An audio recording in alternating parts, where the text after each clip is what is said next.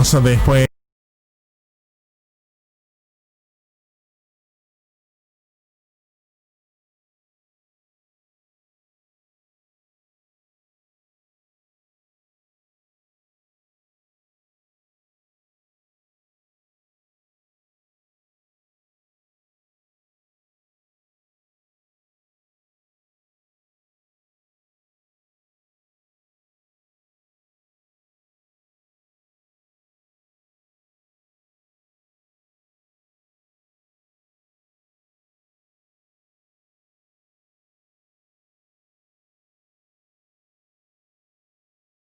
A tomar esa pausa en la línea del tiempo, porque todos los martes analizamos los acontecimientos históricos que fueron sucediendo en la semana.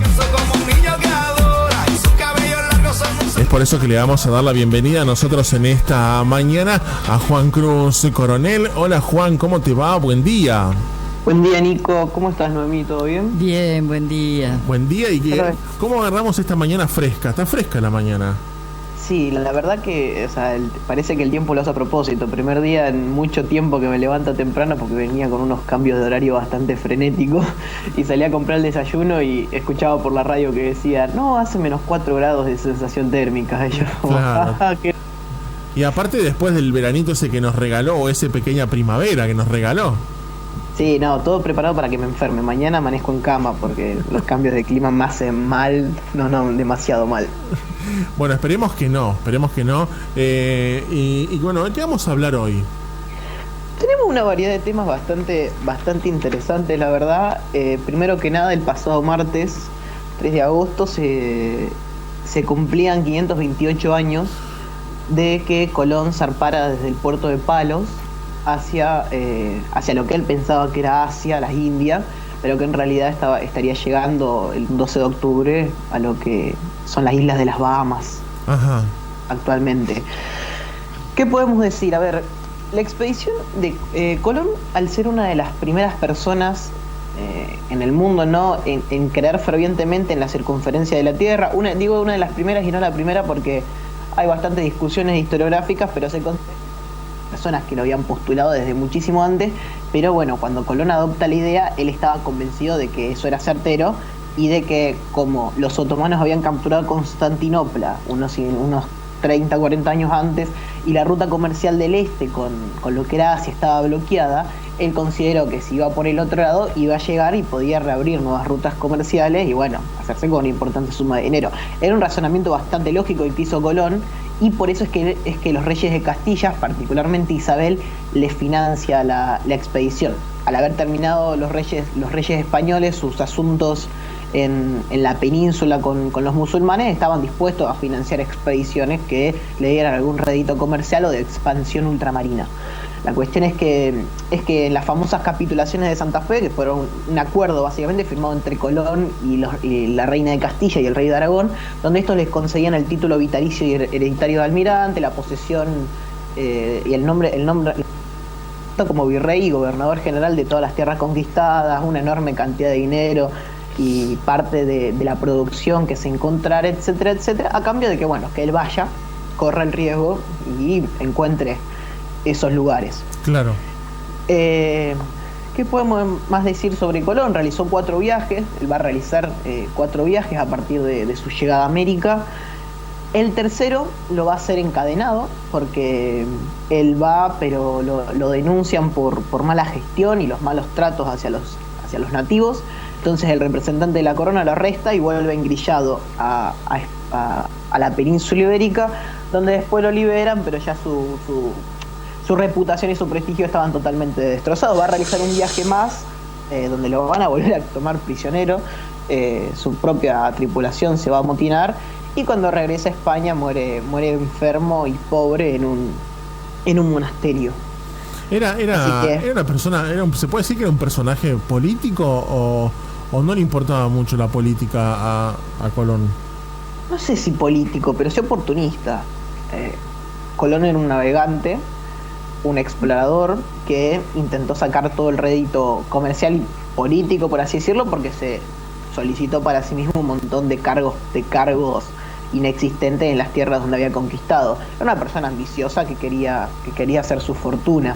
y bueno, eso le salió bastante mal, porque los reyes de Castilla después le soltaron la mano, le dieron la espalda, y otras personas fueron las que cimentaron en la conquista de América. Bueno, realmente es un personaje que la mayoría lo recordamos por la calavera y todo esto que ha pasado, o sea, pero sí que bueno, mucho se habla en la escuela también de él.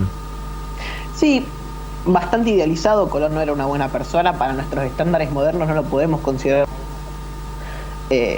Conforme uno más se va adentrando en lo como era, o sea, la verdad que cero empatía te genera un personaje como Cristóbal Colón, porque más allá de que uno dice, bueno, uno entiende el contexto en el que vivió, alguna forma de pensar, pero no, o sea, para la misma gente de su época, Colón no era alguien que emanara respeto, su manera de tratar a los nativos de Centroamérica generó repulsión incluso en la propia reina Isabel, que era la que le había dado el respaldo, y fue por eso que le quitó su apoyo. O sea, claro, no, más allá de que no se los considera como iguales, a la vista estaba que eran humanos, no que eran personas, y como Colón Colón, después de su primer viaje o de su segundo, le lleva como regalo a los reyes varios indios apresados. Los trataba como animales, y por eso es que en el tercer viaje ya mandan a un representante de la corona, porque bueno, se dieron cuenta que eso no era Asia, sino que era un nuevo lugar, claro, de control político, poblacional, y cuando vieron que Colón no iba en la misma sintonía que ellos, se tuvieron que deshacer de él. Bueno, un personaje que si bien en la escuela se recuerda o se lo recuerda de alguna forma, a lo mejor analizándolo un poquito más en profundidad nos da otro resultado. Y en la escuela nunca se supo si era español o genovés. Ah, no, eso nunca te lo dicen. Está muy discutido el origen de Colón. La teoría más fuerte es que era genovés, pero hay muchas hipótesis de que era catalán, de que era gallego, de que era italiano. No se sabe dónde nació, sí se sabe dónde murió, pero siempre va a estar discutido cuál era su origen. Lo que sí era que era una persona que, más allá de su origen, no tenía una lealtad nacional, era un comerciante, porque el plan primero se lo presentó al rey de Portugal, el cual no le generó mucho interés, y entonces bueno, fue y se lo presentó a los reyes de Castilla y Aragón, y ellos demostraron sí un poco más de interés en financiar la locura de viajar hacia donde se... Era el mejor postor, digamos. Exactamente, sí, como casi todos los navegantes marítimos en esa época, lo que buscaban ellos eran financiamiento para los barcos, no había mucha lealtad. Aparte eran viajes que demandaban mucho dinero, o sea, eran viajes costosos. Uh-huh. Eran apuestas más que inversión. Ahora se usa mucho el término inversión, pero eso no era una inversión, eso era una apuesta, porque literalmente viajaba hacia lugares donde no se conocía qué era lo que había. Claro. El rey de Portugal decidió no apostar, apostó a lo seguro. Ya tenía gente que se circunnavegó el África y llegó a Asia, siguió apostando porque siguió invirtiendo en que más gente circunnavegara y descubriera esas tierras que ya estaban ahí, porque África ya se tenía conocimiento de que existía, más que mandar hombres y dinero hacia un lugar donde podía ser una pérdida de tiempo. Eso te iba a preguntar, si ponele que nosotros saquemos de la historia a Colón, saquemos lo que haya hecho Colón, ¿la historia sería lo mismo? A ver, no creo, porque Colón fue quien dio el puntapié inicial para que muchísimos más exploradores decidieran volcarse hacia América y explorarla. Lo que sí es que los portugueses hubieran llegado primero, si no hubiera sido por Colón. Porque los portugueses llegan a Brasil porque en uno de sus viajes circunnavegando África, una nave se desvía, se adentra en el Atlántico y termina en las costas de Brasil. O sea, ese accidente, esa casualidad fortuita, hubiera ocurrido igual, creo que fue en 1514, por esa época. Pero lo que tal vez no tendríamos sería la hegemonía española o de Castilla que hubo tanto tiempo en América. Sí, después todas las potencias, hubiera habido el mismo efecto de que todas las potencias se lanzaran a la exploración de América, pero tal vez con una mayor hegemonía de Brasil, por ejemplo. Claro. Mi pregunta era porque está bueno saber si vos decís, si bien no es una persona que pueda ser querida, por así decirlo, a lo mejor vos me decís un San Martín es otra cosa, pero estamos hablando de un prócer aparte, pero si la comparación a lo mejor es un poco ociosa, pero me parece que quería ver si vos me decías, lo sacamos de la historia a Colón, bueno, por lo menos nos dejó eso, ¿no? Haber llegado primero. Sí, a ver, su significancia histórica es irreprochable, la verdad que Colón está ahí y marcó un precedente, o sea, la era de las exploraciones y la edad moderna como tal arranca con la llegada de Colón a América. En realidad, a ver, los historiadores discuten si el fin de la Edad Media y el inicio de la Edad Moderna es con la caída de Constantinopla o con la llegada de Colón a América. Personalmente yo considero que son ambas, o sea que en el periodo que hay entre la caída de Constantinopla, 1453 por parte de los turcos otomanos, y la llegada de Colón a América en 1492, lo podemos considerar un periodo de transición, porque la caída de Constantinopla representa sí el fin de la Edad Media, porque estamos hablando de un imperio de 1200 años que representaba todos los valores feudales y el último remanente de la Edad Antigua, que cae hacia un imperio nuevo y poderoso. Y la llegada de Colón a América en 1492 de una nueva era. O sea, nuevas tecnologías marítimas, nuevas tecnologías comerciales, nuevas tecnologías armamentísticas que desembocan en el proceso de conquista de América, que le va a permitir a Europa sí adentrarse ya más de lleno en la modernidad propiamente dicha. Claro. Antes de Portugal había llegado Holanda, ¿verdad? No. Sí está claro que llegaron no, Holanda recién inicia sus primeras colonias estables en el siglo XVII, 1600, junto con los británicos.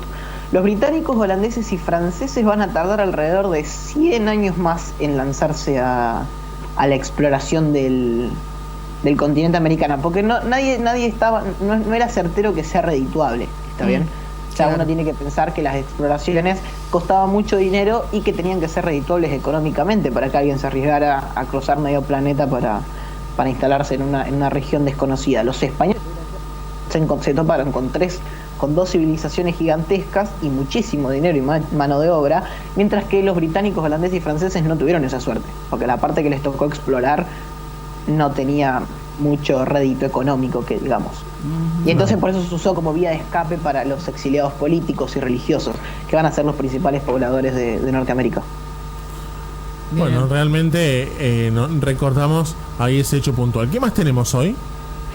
Bueno, el 4 de agosto se conmemoró el nacimiento de Arturo Umberto Illia. 4 de agosto de 1900 nacía en Pergamino el ex senador provincial, vicegobernador, diputado nacional y presidente de la República Argentina, Arturo Umberto Illia. Él había sido elegido por parte de la Unión Cívica del Pueblo en la época en que el peronismo estaba proscripto. Lo curioso de la elección de Illia es que Illia gana y el segundo puesto se lo quedan los votos en blanco. No, la UCR intransigente queda en tercer lugar y UDELPA, que el partido de Aramburu, en cuarto puesto. ¿Qué podemos decir de Illia? Una persona no controversial, pero sí que la historia tal vez no la ha tratado como se ha merecido. Si podemos destacar algunas medidas de su presidencia, corta, pero que fueron bastante importantes, porque le pese a quien le pese, tuvieron un impacto que derivó tal vez en la caída. O sea, sus mismos éxitos políticos fueron los que lo llevaron a después a ser derrocado por Onganía. Tenemos la declaración del salario mínimo vital y móvil. Illia es el que impulsa por primera vez en la historia del país este tipo de medidas. La famosa ley de medicamentos, una ley de control de precios que prohibía la subida de los medicamentos en base a un muestreo que habían hecho donde se encontró que había un montón de medicamentos que se producían distintas a las que declaraban los laboratorios y se lo cobraba con un sobreprecio del 100%. Entonces impulsó una ley de medicamentos para controlar y frenar el carro a los laboratorios, a los grandes laboratorios argentinos. Tenemos la famosa anulación de los contratos petroleros. Este fue un hecho que ocurrió él apenas llega a la presidencia, donde expresa su intención de anular todos los contratos petroleros que durante el gobierno de Frondizi se habían realizado con empresas extranjeras, norteamericanas, holandesas, británicas, ya que se los consideraba ilegales. Ilegales o no, los contratos petroleros habían hecho que el país lograra el autoabastecimiento de petróleo. La consecuencia más importante de la anulación de estos contratos fue que el Estado argentino tuvo que indemnizar con $200 millones las compañías norteamericaas, porque él ya dijo que se los anulaba pero los indemnizaba, que perdiera el autoabastecimiento energético. Tuvimos que volver a la importación de petróleo y más nuestra relación con Estados Unidos. Si bien Kennedy respeta la decisión del gobierno argentino, claramente no estaban muy contentos con esto. Y va a ser, tanto como con Frondizi como con Onganía, como con Ilia, la relación con Estados Unidos va a ser un factor bastante importante, porque ambos intentaban mantener un equilibrio entre sus ideales propios y la posición geopolítica. Y en Frondizi tenemos, por ejemplo, que apoya abiertamente a Estados Unidos por presión de los militares, por ejemplo, pero después se entrevista con el Che y vota y se abstiene en la votación de la expulsión de Cuba de la Organización de Estados Americanos. Esa ambivalencia que también la va a tener Ilia, con el hecho de que le anula los contratos petroleros a las empresas estadounidenses, pero después apoya la invasión a República Dominicana, y se baraja el hecho de que Argentina envíe tropas para apoyar la invasión estadounidense. Mucha conmoción interna. Claro. Dos de los principales logros de Ilia en su gestión van a ser la educación, donde el presupuesto educativo va a experimentar el mayor aumento que tuvo, creo, en toda su historia. Nunca se experimentó un aumento del presupuesto como el que hizo Ilia. Ilia arranca con un presupuesto educativo del 12% del PBI y termina con uno del 23%, o sea, un aumento, el total destinado a educación era un 23% del total del presupuesto nacional, una completa locura para lo que era en esa época, y nunca antes se experimentó un aumento igual. Y la resolución de las Naciones Unidas 2065. Se preguntarán, ¿qué es la resolución 2065? Una resolución de la Asamblea General de las Naciones Unidas en la cual la ONU declaraba que existía un conflicto por la soberanía de las Islas Malvinas entre el Reino Unido de Gran Bretaña y la República Argentina. Este fue un logro diplomático sin precedentes. Contexto del plan de descolonización de las Naciones Unidas, donde se instaba a las grandes potencias a abandonar las colonias de ultramar que tenían y abrir el paso a la autodeterminación de los pueblos. Entonces la ONU reconoce que en realidad esas islas que estaban en posesión de Gran Bretaña en el Atlántico Sur no eran de ellos, sino que era un territorio en disputa. Y la posición internacional de las Islas Malvinas en este momento es eso: se considera un territorio en disputa entre la República Argentina y el Reino Unido de Gran Bretaña, y de facto está administrado por el Reino Unido. Bueno, se puede decir que allí comenzó lo que hoy es la Unión Cívica Radical. ¿Cómo, perdón? No, digo, si se puede decir que allí comenzó con Ilia lo que es hoy la Unión Cívica Radical. A ver, no, la Unión Cívica Radical de ahora, a mi entender, está copada por el alfonsinismo. Entonces la Unión Cívica Radical en este momento es heredera del 83. Si bien Alfonsín era una persona que sale del riñón de la Unión Cívica del Pueblo, de Ilia, Balbín, etcétera, es totalmente distinto, a mi entender. Perdón. Sí. Lo que podemos destacar de Ilia, más que nada, es su honradez. O sea, es una persona que siempre fue sencilla, vivió en su casa en Cruz del Eje, en Córdoba, toda su vida, y si hay algo de lo que no se lo puede culpar, y la sociedad lo capta así, es de haber sido corrupto. Que no es poca cosa. Cuando el general Julio Alzogaray se presenta en su despacho para deponerlo, le dice: presidente Ilia, vengo en nombre de las Fuerzas Armadas, usted debe abandonar este despacho, usted está derrocado. Ilia se niega e inicia un intenso intercambio verbal entre Ilia y el general Alzogaray, donde Ilia lo acusa de violar la Constitución, de violar la ley, y de decirle que él no representa a las Fuerzas Armadas, sino que representa a una pequeña banda de salteadores, y que dice que él es el comandante en jefe de las Fuerzas Armadas en su atribución de presidente. Tan tensa va a ser la situación que el general Alzogaray se va a retirar y va a llamar al coronel Pellinger. El coronel Pellinger era nada más y nada menos que el edecán del ejército en la Casa Rosada. El coronel Pellinger va a decirle al presidente Ilia que viene en nombre de las Fuerzas Armadas y que lo insta a que se retire del despacho, que su seguridad está garantizada, pero que necesitan que él renuncie. Ilia se vuelve a negar y vuelve a haber un intenso intercambio verbal entre ambos, donde incluso logra que Pellinger rectifique lo que está diciendo. Pellinger dijo: vengo en nombre de las Fuerzas Armadas. Ilia le dice: no, usted no viene en nombre de las Fuerzas Armadas, Está bien, me rectifico. Vengo en nombre de las tropas que represento. Pero tal fue la negación de Ilia a renunciar a su puesto que tuvo que entrar la policía y la tropa de infantería con armas lanzagases, rodear el escritorio del presidente y Pellinger amenazar con que iban a lastimar al personal de la Casa Rosada. Al personal de la Casa Rosada le dijo: señor presidente, su seguridad está garantizada, lo que no puedo garantizar es la seguridad del resto del personal. Fue recién ahí cuando Ilia se retira de su despacho, ya derrocado, y le ofrecen llevarlo a su casa, ¿no? Y él se niega, se sube a un taxi y se va en taxi. Es decir, fue el único un presidente al que derrocan que se va derrocado en taxi a su casa. Algunos le pagamos hasta el combustible del helicóptero. Sí, ahí están las diferencias. Después Ilia va a realizar como se dice, una declaración jurada con sus bienes, y más de la mitad de los bienes que poseía al momento de ser derrocado era ropa. La mayoría de la ropa que tenía puesta.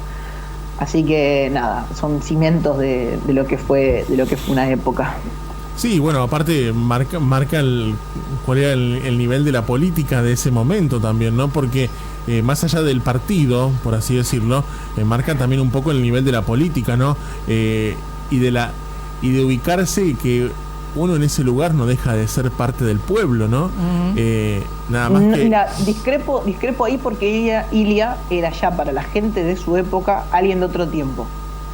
Miremos nada más la fecha, de una persona que había nacido con el siglo XX. No, y eso fue una de las cosas que más le criticaban. Yo me refiero, aparte del pueblo, me refiero con que él se sube, o sea, no busca ningún beneficio del cargo al que tiene, sino que, vos fíjate, agarró un taxi y se fue a su casa, o sea...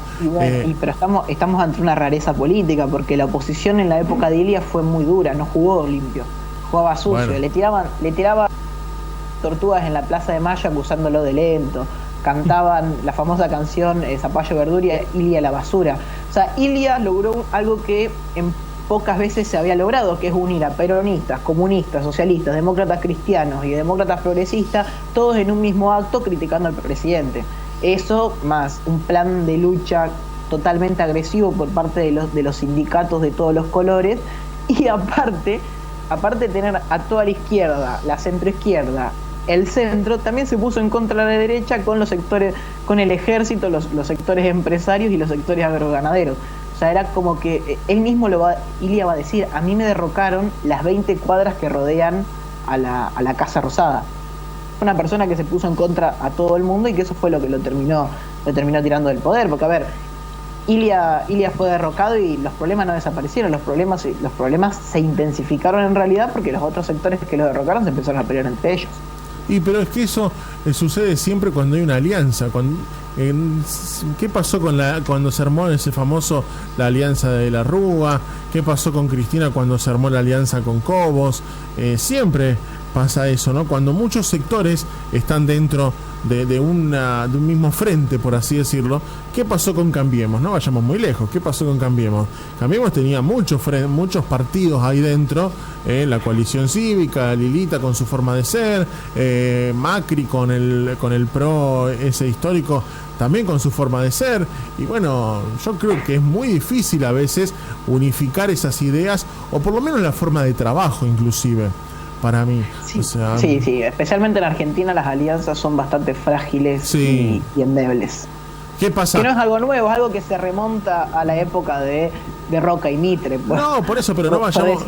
No hace falta tampoco irnos a la historia. ¿Qué pasa hoy? Hoy estamos en un frente que es el frente de todos. Sí, el frente de todos se tiran con de todo. Porque, y sí, en el frente de todos se tiran con de todos y.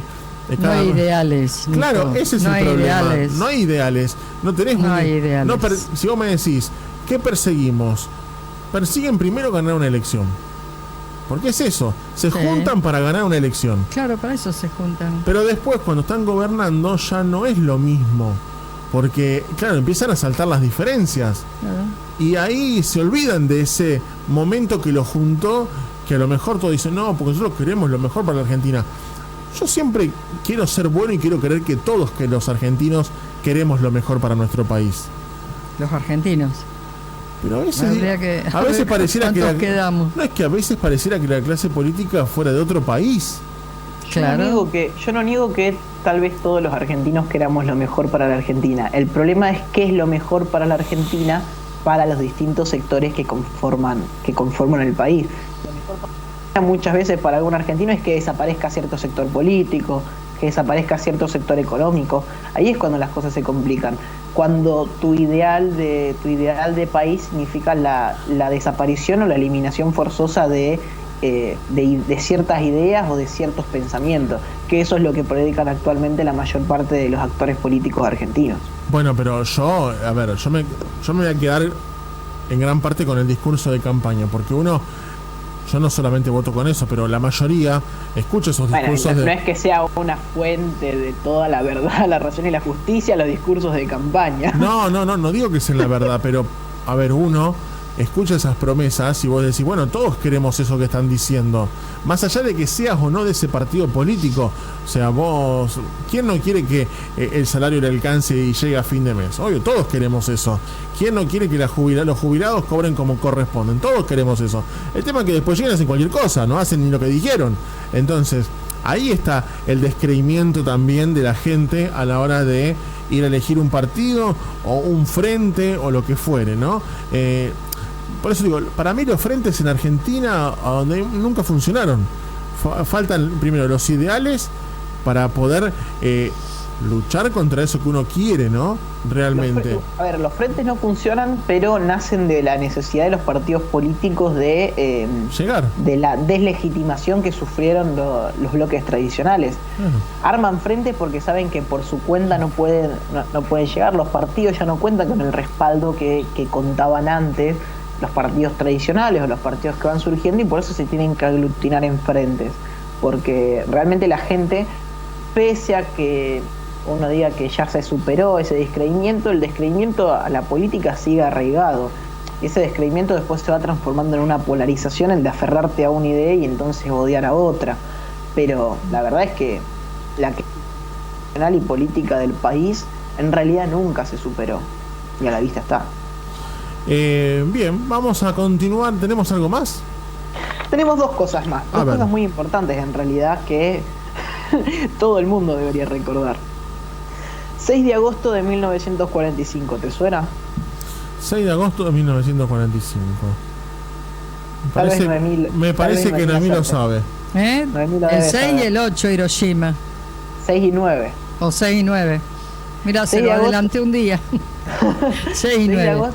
6 de agosto de 1945 cae la primer bomba atómica de uso no experimental sobre la ciudad de Hiroshima. Sí. El bombardero B-29 Enola Gay lanza la bomba de nombre Little Boy, o niño pequeño. Hay una película, si quieren verla, se llama Little Boy, muy buena, que habla un poco sobre este hecho, y deja como saldo 140.000 muertos y 70.000.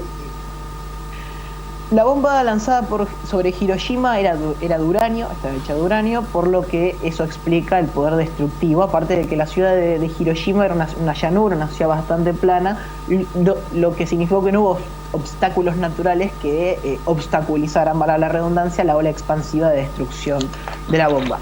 El 9 de agosto, como para cerciorarse de que Japón entienda su situación y de que se rinda de una vez, o ese habrá sido el pensamiento del gobierno norteamericano, ¿no?, se lanza una segunda bomba sobre la ciudad de Nagasaki, que deja como saldo 70.000 muertos y 30.000 heridos. A ver, todo esto son lo que pasó en el instante, porque después va a seguir habiendo muertos víctimas de la radiación, van a seguir naciendo bebés con deformidades o problemas congénitos, el cáncer se va a disparar, un montón de daños colaterales que se vieron con los años, no en ese momento. La bomba de Nagasaki era de plutonio y la ciudad de Nagasaki era más una colina, o sea, un lado. Por eso el poder destructivo de la bomba fue menor, porque la bomba tenía menos poder, pero aún así estamos hablando de cifras espantosas. Las bombas tuvieron efecto, la verdad que sí tuvieron efecto. El gobierno del emperador Hirohito empieza a tambalear, ya estaba en las últimas, no tenía ninguna posesión ultramarina, solo les quedaba su propia isla y se estaban preparando para una inminente invasión aliada. Lo que esto adelanta la decisión del emperador de rendirse. Por primera vez, cuando uno habla de Japón, es muy complicado hablar de la figura que el emperador representaba en la sociedad imperial japonesa. Estamos hablando de una persona que es a su vez terrenal y divina. Entonces, los ciudadanos japoneses nunca en su vida habían escuchado la voz del emperador, por ejemplo, o nunca en su vida lo habían visto. Lo habían visto a través de fotos, ¿no? Pero nunca en persona, ya que, a ver, era un dios, era el hijo de la diosa Materasu del Sol. Ellos no podían tener contacto con él. Entonces, que el emperador grabara un mensaje con su propia voz y lo transmitiera a todas las radios del país, anunciando que había tomado la decisión de que el Japón se rindiera ante los aliados, iba a ser un golpe lo suficientemente fuerte como para que la sociedad se convenciera de que se tenía que rendir.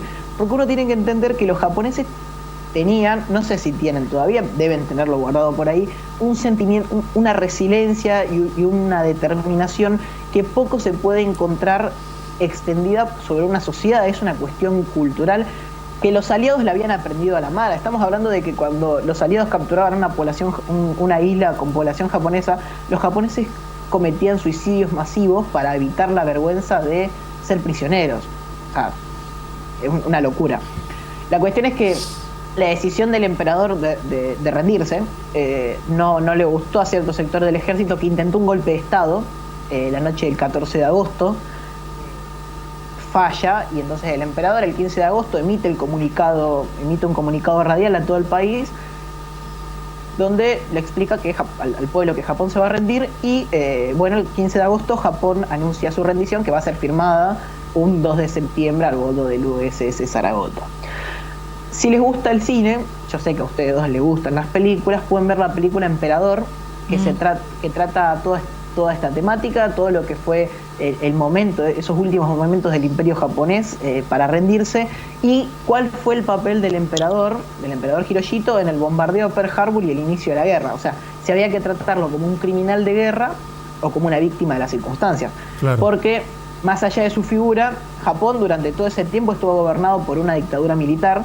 De facto, el primer ministro manejaba el país, y el emperador era una figura decorativa, ceremonial, pero que aún así tenía la suficiente influencia como para hacer que su pueblo dejara de condicionalmente.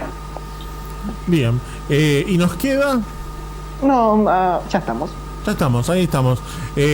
Hoy me quedó muy grabado lo de Colón, que estuvo, analizar un poco también eso, cuando uno a veces lo tiene, en algunos casos hasta he escuchado gente que lo confunde con un prócer.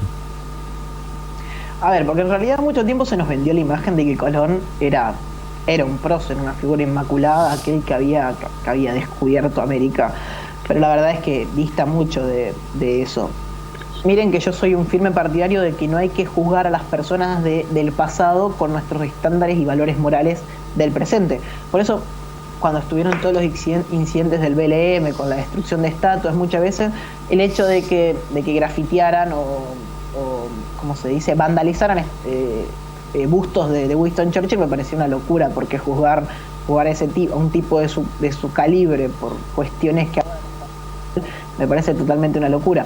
Pero en el caso de Colón es como que está justificado, o sea, ni sus mismos contemporáneos lo querían a Colón, y más allá del papel impresionante, del papel imprescindible que tiene la historia, porque fue un catalizador, o sea, su hecho marca el fin de una época y el nacimiento de una nueva. A título personal no tiene nada admirable.